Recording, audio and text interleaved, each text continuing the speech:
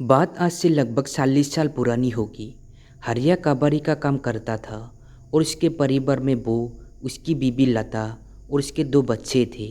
दुकान तो उसकी झोला ही थी, मतलब दुकान नहीं थी उसकी, केवल एक साइकिल थी जिस पर वो काबारी का सामान लादे रहता था। वो तो केवल इस गांव से उस गांव जाकर पुराना सामान खरीदता था और वो उस सामान को बाजार में बेचकर उससे कुछ पैसा कमाता था।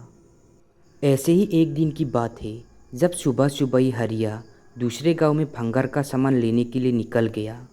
आज उसका दिन अच्छा था और उसको बहुत सारा कबाड़ी का सामान मिला, तो उसने सोचा कि चलो एक दो गांव और घूम आए तो थोड़ा और सामान मिल जाएगा।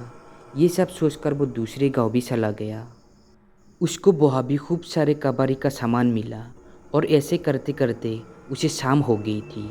अब वो सोचने लगा, अरे आज तो समय का पता नहीं चला, मुझे घर पहुँचने में पक्का देर होने वाली है, मुझे जल्द से जल्द निकल जाना चाहिए।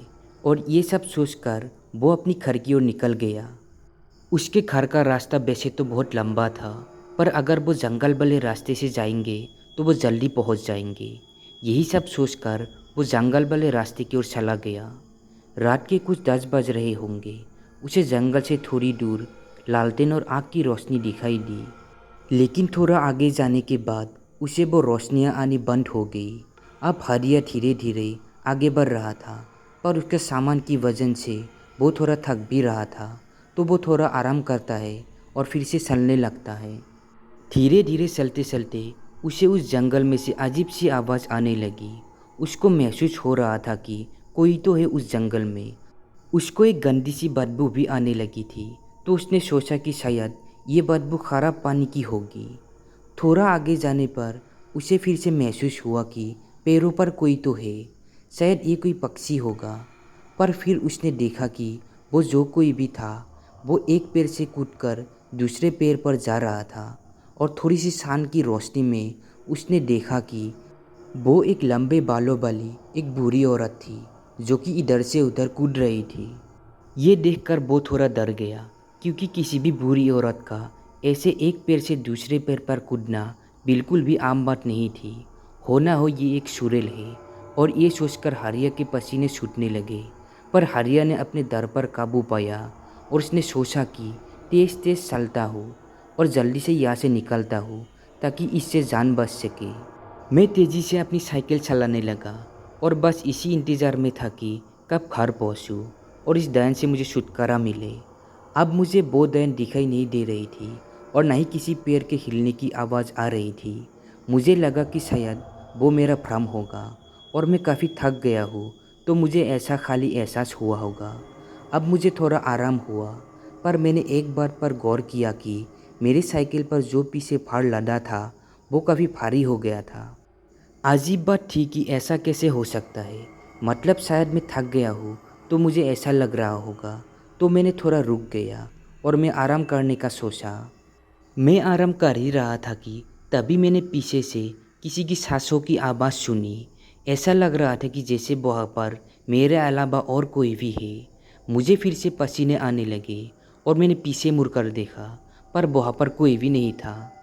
मुझे पेशाब आ रही थी और मैं पेशाब करने के लिए पास ही के झाड़ी तक गया, और जब मैंने अपना काम ख़त्म करके पीछे मुड़ा तो वो बूढ़ी चुड़ैल मेरे सामने ही खड़ी थी। उसे देखकर मेरी जीभ गले में ही अटक गई।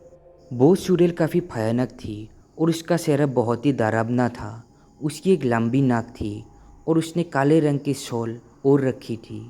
ये देखकर मैं समझ गया था कि ये एक मंसनोसनी चुड़ैल है। उसके एक हाथ में एक बड़े गड्ढे को देखा और वो चुड़ैल उस गड्ढे को हवा में हिलाते हुए उसके पास आने लगी। ये सोचकर हरिया तेजी से अपनी गांव की ओर भागा और वो चुड़ैल भी उसके पीछे तेजी से भागने लगी। वो चुड़ैल उसके पीछे भागते वक्त बड़ी ही भयानक और विकराल रूपी लग रही थी। लेकिन हरिया भी जोर जोर से हनुमान जी का नाम लेते हुए भाग रहा था और बस गांव तक आ ही गया था।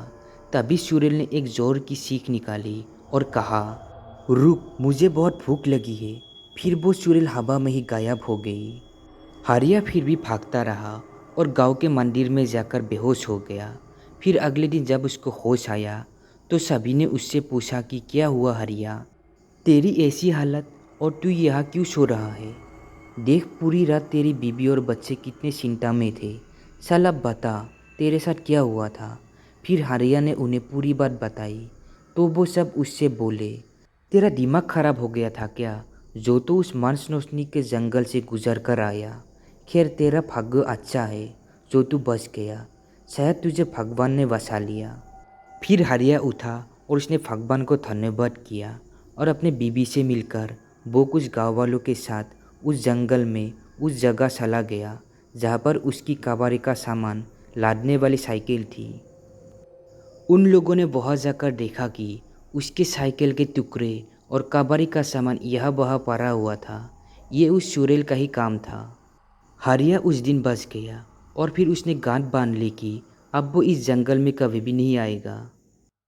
तो दोस्तों हमारी आज की ये कहानी कैसी लगी कमेंट में ज़रूर बताना, और ऐसे ही मज़ेदार कहानियाँ सुनने के लिए हमारे चैनल को सब्सक्राइब ज़रूर करें ताकि आप लोगों के पास मेरा वीडियो आती रहे।